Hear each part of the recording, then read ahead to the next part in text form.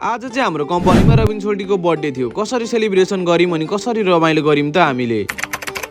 म चाहिँ ड्युटी सकेर घर गएँ अनि घर गएर आउँदा त केटाहरूको त अघि बर्थडेको चलपल सुरु भइसकेछ। यता चाहिँ सलाद कटिङ हुँदैछ मज्जाले अनि यता चाहिँ मासु पकाउँदैछ केटाहरूले मज्जाले पटटट पारेर टक्कसँगले चट्ट पारेर। कोइला भाइलाई भेटे अनि हात पनि मिलाइहाले। लोयल बोयफ्रेन्ड भनेको यतिको चाहिँ हुनुपर्छ है। साथीहरूसँग बोल्दा बोल्दै यता च्याटिङ पनि गर्न भइरहेछ साथीले। अब चाहिँ हाम्रो बर्थडे सेलिब्रेसन हुन्छ टक्क लाएर चट्टसँगले। केटाहरू सबै यता छ अनि यता चाहिँ हाम्रो क्यान्डल छ्वास बालेर फुर्र उडाएर छ्वास छ्वास छ्वास स्प्रे हान्दा त होइन अघि क्यामेरा पनि लगाइसकेछ केटाहरूले। अघि मलाई पनि लाउन भ्याइसकेछ सेतै पारिदियो मुलाहरूले। अहिले चाहिँ केक कटिङ गर्ने बेला भइसक्यो। झऱ्यो बर्थडे चाहिँ सकिन लागिसक्यो। अझै साइडबाट एट्याक गर्दैछ केटाहरूले श्वास श्वास श्वास पारेर। क्वाप मिठो रहेछ। मैले पनि खुवाइदिएँ सोटीलाई क्वाप पारेर। कालो हाँडी किन हाँसेको थाहा भएन अनि म पनि हाँसिदिएँ सँगै। फाइनली केक आइहाल्यो क्वाप पारिहाल्यो।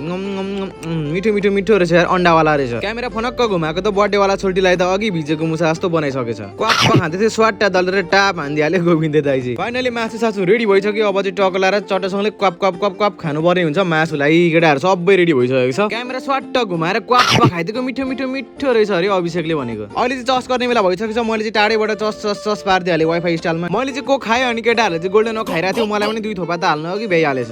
म पारेपछि थाहा भयो मलाई। यता हाम्रो बाहुन भाइले चाहिँ क्या टिकटक हान्दिरहेको थियो अनि म पनि साइडबाट क्या हाँस्दिरहेको थिएँ क्या। टिकटक हेर्दै खतरा बनाउँदो रहेछ केटाले।